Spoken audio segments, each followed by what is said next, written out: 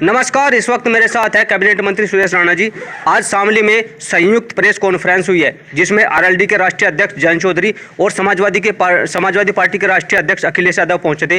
राणा जी, आपका स्वागत है न्यूज़ 24 के साथ। आज उन्होंने एक प्रेस कॉन्फ्रेंस किया जिसमें उन्होंने कहा है कि बीजेपी की ज़मीन खिसक चुकी है। इसमें आप क्या कहेंगे? नहीं, ज़मीन किसकी खिसक रही है उन्हें भी मालूम है और निश्चित रूप से उन्हें एहसास है इस बात का कि गठबंधन हमने गलत कर लिया।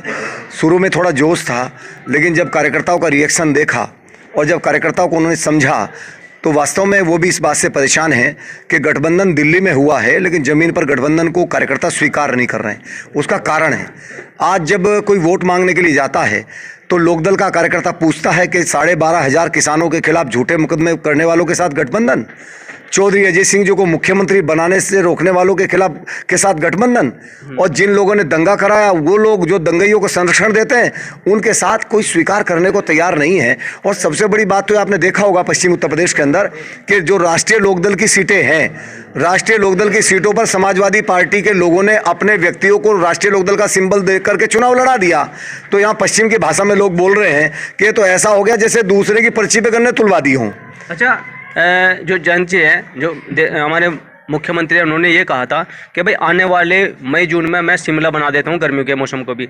तो इस पे पलटवार आ रहा है कि भाई जो बीजेपी सरकार है उनकी चर्बी खत्म कर दो। इस पे आप क्या कहेंगे? देखिए, माननीय मुख्यमंत्री जी का जो बयान है वो हमेशा इस बात, जो राष्ट्रवाद के खिलाफ भाषा बोलता है, जो भुज भरने की बात करता है, जो पलायन करने की बात करता है, पलायन कराने का काम करता है, रंगदारी मांगता है, गुंडागर्दी करता है, बहनों के साथ छेड़छाड़ करता है, उनका कड़ाई के साथ जवाब देने का काम योगी आदित्यनाथ जी करते हैं। और केवल बयानों में नहीं करते, उन्होंने जमीन पर ऐसे लोगों पर कड़ाई की है और उसी का परिणाम है कि आज उत्तर प्रदेश की कानून व्यवस्था हिंदुस्तान के अन्य राज्यों के लिए भी रोल मॉडल बनी है। आज अखिलेश जी आए थे, वो ये कह रहे हैं कि जिसकी गर्मी खत्म उसकी जिंदगी खत्म। नहीं, वो तो सच बात बताऊं आपको जी, आजकल उन्हें खुद नहीं पता लग रहा वो क्या बोल रहे हैं। वो कभी काशी में, उन्होंने काशी में कहा, देखो देश के प्रधानमंत्री हैं, प्रधानमंत्री सबके प्रधानमंत्री हैं। जब काशी के बारे में अखिलेश जी से पूछा गया तो उन्होंने कहा कि काशी वो जाता है जिसका अंतिम समय आ जाता है। अब बोलो काशी के बारे में, अरे भारत की नहीं दुनिया की सबसे प्राचीनतम नगरी बाबा भोलेनाथ जहाँ विराजमान हैं, उस स्थान के बारे में यदि कोई बोल दे वहाँ अंतिम समय में व्यक्ति जाता है तो मैं उनके बयानों के बारे में क्या टिप्पणी करूँ?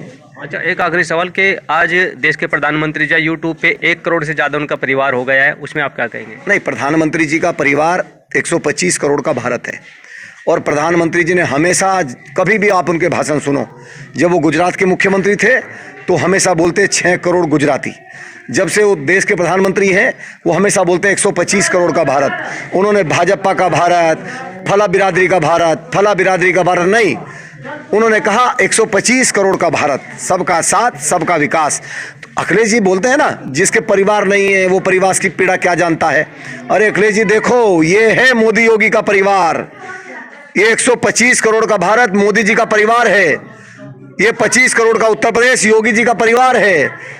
जो केवल परिवार की भाषा, परिवार और जाति तक समझते हों उनकी समझ में बात नहीं आएगी।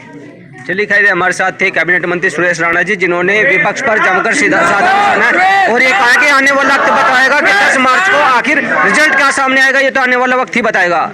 अपने सहयोगी सुशील के साथ अमित शर्मा, न्यूज़ 24।